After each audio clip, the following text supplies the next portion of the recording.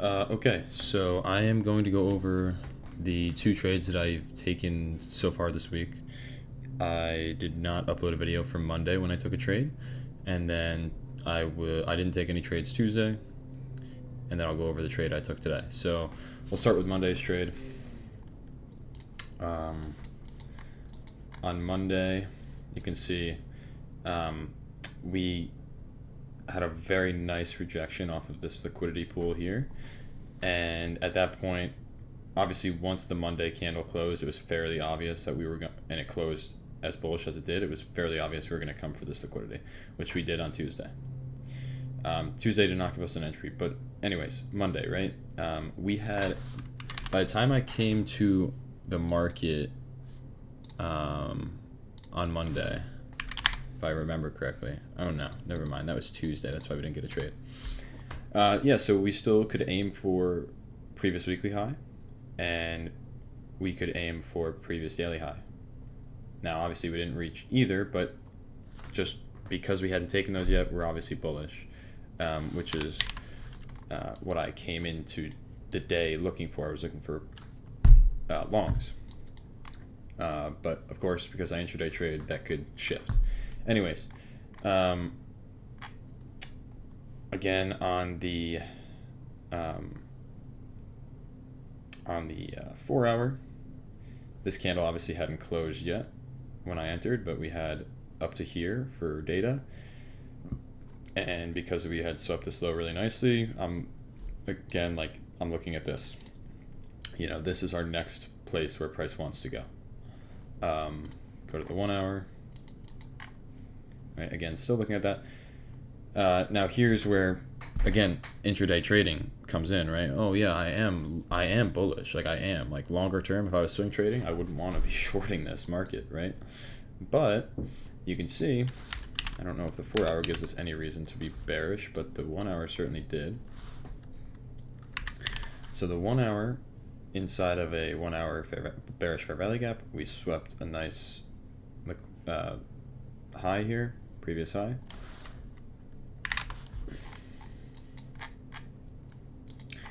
And again, you got to understand, we did end up dropping off like way more than I thought we were going to. Monday was a pretty crazy day.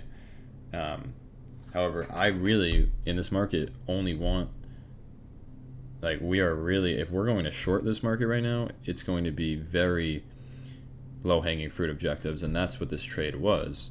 Now, again, like I said, in hindsight, cool, we could have had, in hindsight, we could have had a 1 to fucking 10 risk reward. Obviously, that's not going to be what I'm aiming for ever, and especially in a market where it seems to be up only right now. But anyways, we were inside that 1 hour bearish fair value gap, so that's our higher time frame PD array. We got, obviously, you can see on the 15 minute, we have a sweep of this high. It'll look better on the 5 minute. Sweep of this high. Now, my target was the 15 minute fair value gap right here. That was my target. I wanted to see us just retrace back into here.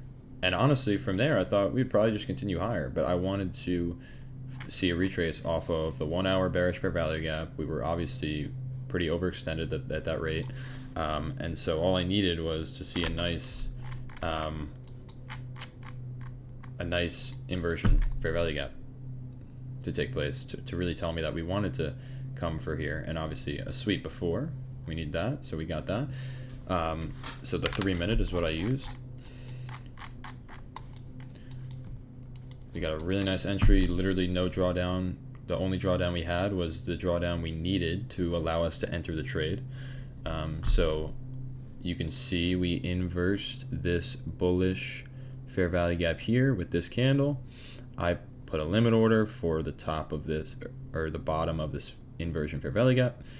We tapped it with this wick here. I targeted the 15 minute fair value gap, bullish fair value gap, and that was the draw. And you can see we literally had no drawdown, and boom, we smashed it. And so that was Monday's trade. Let me show you the executions real quick.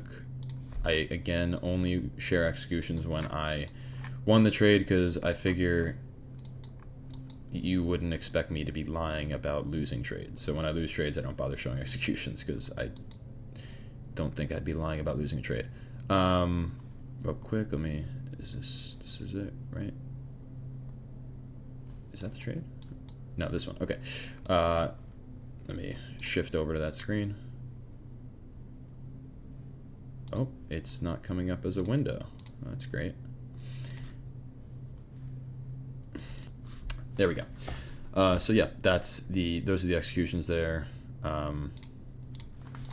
could go to the 3-minute to show.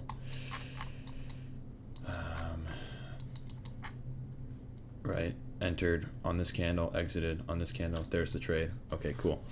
Nice. And then today's trade. Let me go back to TradingView here.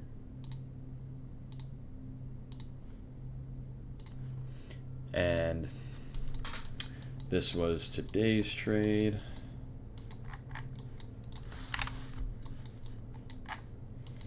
So on the daily, coming into today, we're obviously very bullish, okay? And we should be coming for all-time highs pretty soon here. You know, we might reach a little higher and then form a little bit more liquidity, engineer a little bit more, so we might consolidate before we actually push through these highs, but we are definitely coming for all-time highs sooner than later. Now, that being said, again, like I was bullish on Monday and I took a short, I also took a short today, being obviously bullish on a higher time frame. Go to the 4-hour, you can see how we continue to pump higher. Yes, we entered into this 4-hour, so we did end up respecting that 4-hour candle and going higher off that. But that was a draw, and it definitely is a draw now, considering we just engineered more liquidity here with this low. Not a draw that I was reaching for, though, because I'm, again, aiming for low-hanging fruit, considering how bullish we are.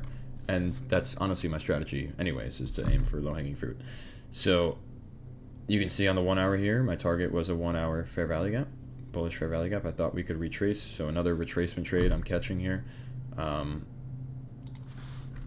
Off of the fact that, again, on the daily, we had taken previous daily high, and we already took the previous weekly high, which is over here. So, you know, there's not much to reach for on the daily other than, okay, we can come up all the way over here, which is kind of unrealistic, right? So now I'm looking for, okay, where can I reach for lower then? Could we catch a retracement? And so that's what I found. 1-hour fair value gap. You can see, obviously, a nice pool liquidity above that 1-hour fair value gap, and a really nice 5-minute inversion, which gives me the most confidence that it was going to play out. And you can see inverted with this candle tapped us in, you know, very close to a 1-to-1, close enough for me to take the trade with my stop right above this high. I could have extended it down just a little bit more for 1-to-1. It's not a big deal. This was the draw, so I kept it. And yeah, that was the entry. And again, like, we actually did have a bit more drawdown in this trade, just because you can see we filled pretty high.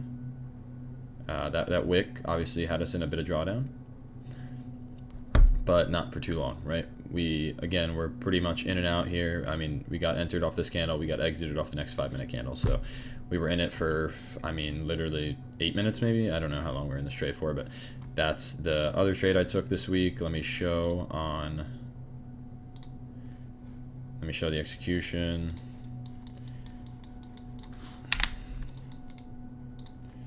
Okay, that's the execution. Again, entered off this candle, that came back into the inversion fair value gap, exited off this candle, and that's a trade. So those two trades today made 159, 160, and then yesterday made 129. And yeah, that has been the trading week so far. So a nice positive green trading week thus far, using the quote-unquote new model that I have. Again, not too new. I'm just mainly just entering off of inversion fair value gaps, where I was doing that before, but mainly I was entering off of fair value gaps before. And also then now bringing in this new kind of outlook to the market where, you know, I'm willing to take a short on such a bullish day. Like, I'm finding that I'm a bit more adaptive to the market, which is good to see, and that's because I've been getting some help from a mentor, which has helped me a lot. So yeah, it's paying off right now, and hopefully it'll continue to pay off. And yeah, so those were the two trades so far this week. Hopefully the rest of the week can remain green, and yeah, so